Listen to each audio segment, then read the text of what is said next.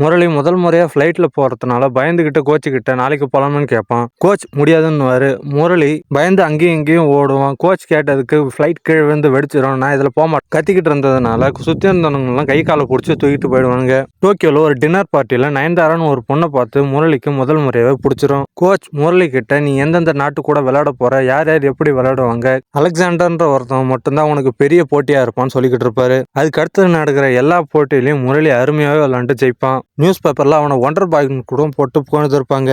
சிங்குக்கும் அலெக்சாண்டருக்கும் நடந்த போட்டியில சிங்கு ஜெயிக்கிறதுக்காக ரொம்ப முயற்சி பண்ணி கடைசியில தோத்துருவான். டின்னர் ஹால்ல அலெக்சாண்டரும் நயன்தாராவும் உட்காந்து சாப்பிட்டு இருக்கிறத பார்த்தோன்னே முரளி அங்க போய் உட்காந்து சாப்பிடலான்னு போவான். அங்க முரளியும் சிங்கியும் சாப்பிடும்போது ரொம்பவும் அசிங்கப்படுத்திடுவாங்க. முரளிக்கும் அலெக்சாண்டருக்கும் நடக்கிற போட்டியில முரளி கோவப்பட்டு தோக்குற நிலைமைக்கு போக கோச் கொடுத்த அட்வைஸ்னால முரளி கடைசியில எப்படியோ ஜெயிச்சிருவான். நயன்தாரா இன்டர்வியூன்னு கேட்டதுனால அடுத்த ஆப்போனன்ட்டோட மேட்சை கூட பார்க்காம சிங்கும் முரளியும் இன்டர்வியூக்கு போயிடுவாங்க. இன்டர்வியூ முடிச்சுட்டு வந்த பிறகு அந்த மேட்சை பார்த்த கோச் முரளியை ஆன் பண்ணிட்டு போயிடுவாரு.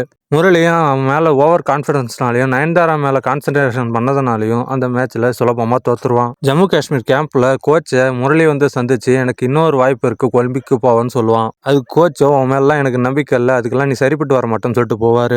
அந்த நேரத்தில் எனிமஸ் ஃப்ளைட்டில் வந்து அட்டாக் பண்ணுவாங்க. அதில் கோச்சுக்கு குண்டடிப்பட முரளியோ கோச்சை பங்கருக்கு தூக்கிட்டு ஓடுவான். எனிமஸ் அட்டாக்ல புல்லட் பட்டு சிங்கும் இறந்து போக அதை பார்த்த முரளி கோவப்பட்டு சுடலான்னு போவான். ஆனால் முரளி மேலேயும் 9 குட்டு பட்டு மயக்கமாகி கோவமாக போயிடுவான்.